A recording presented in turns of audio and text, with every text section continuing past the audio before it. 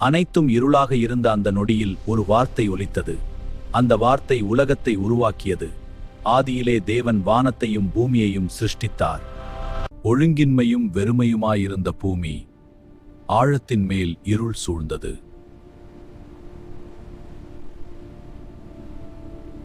ஆனால் அமைதியாக, சக்தியோடு தேவ ஆவியானவர் அசைவாடிக் கொண்டிருந்தார். இருள் முடிவல்ல, அது ஒரு புதிய ஆரம்பத்தின் முன்புரை. இருள் ஆழ்ந்திருந்த அந்த உலகில் ஒரு குரல் ஒலித்தது, வெளிச்சம் உண்டாக கடவது. அந்த வார்த்தை ஒலித்த நொடியில் இருள் பின்னடைந்தது, வெளிச்சம் பிறந்தது. வெளிச்சம் நல்லது என்று தேவன் கண்டார்.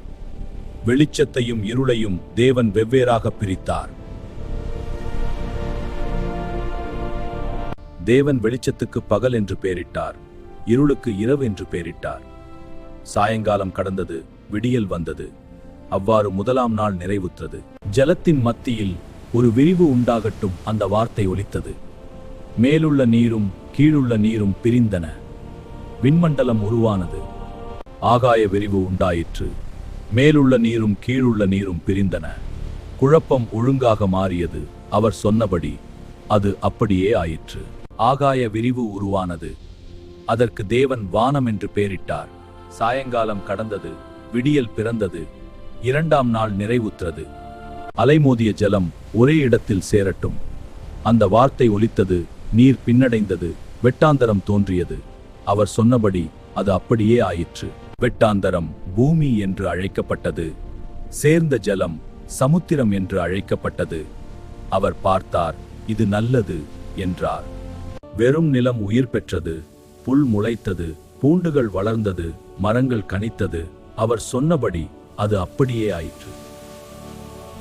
பூமி உயிர் கொடுத்தது, புல் முளைத்தது, மரங்கள் கனித்தது, ஒவ்வொன்றும் தங்கள் ஜாதியின்படியே. அவர் பார்த்தார், இது நல்லது என்றார். சாயங்காலம் வந்தது, இருள் நிலவியது.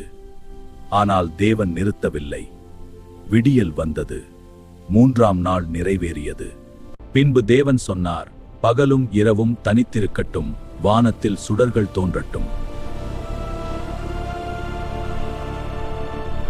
அவை அடையாளங்களுக்காக, காலங்களையும் நாட்களையும் வருஷங்களையும் குறிக்க தேவன் நேரத்தையே படைத்தார். அவைகள் பூமியின் மேல் பிரகாசிக்கும்படிக்கு வானம் என்கிற ஆகாய விரிவிலே சுடர்களாயிருக்க கடவது என்றார். அது அப்படியே ஆயிற்று. தேவன் பகலை ஆள பெரிய சுடரும் இரவை ஆள சிறிய சுடரும் ஆகிய இரண்டு மகத்தான சுடர்களையும் நட்சத்திரங்களையும் உண்டாக்கினார்.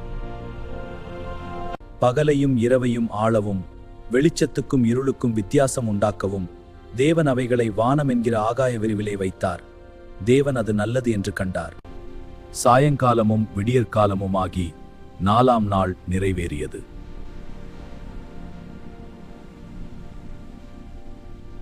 தேவன் சொன்னார், ஜலம் ஜீவனை கொண்டு வரட்டும். அலைகள் அசைந்தன, ஆழம் உயிரால் நிரம்பியது. வானம் வெறுமையாக இல்லை. பறவைகள் இறக்கைகளை விரித்தன. ஆகாயம் உயிரின் இசையால் நிரம்பியது. மகா மச்சங்கள், ஆழத்தின் அதிபதிகள், அவரது வார்த்தையால் உருவானவை. தேவன் அவைகளை ஆசீர்வதித்து, நீங்கள் பலுகிப் பெருகி சமுத்திர ஜலத்தை நிரப்புங்கள் என்றும் பறவைகள் பூமியில் பெருகக் கடவது என்றும் சொன்னார். சாயங்காலமும் விடியற்காலமும் ஆகி ஐந்தாம் நாள் ஆயிற்று.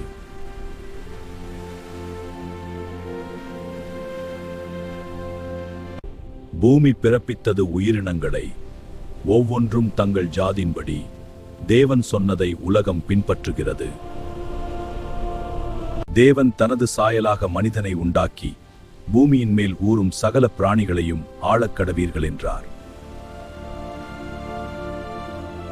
தேவன் சொன்னார், பூமியின் மேல் விதை தரும் சகலவித பூண்டுகள், விதை தரும் கனிமரங்கள் மனிதனுக்கு ஆகாரமாக கொடுக்கப்பட்டன.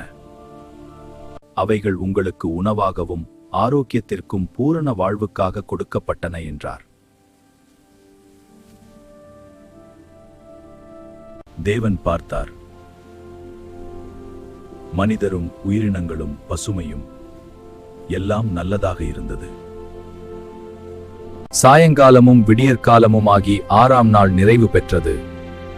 அவரது படைப்பின் ஒவ்வொன்றும் நல்லது. இது தேவனுடைய பரிபூர்ண சித்தம்.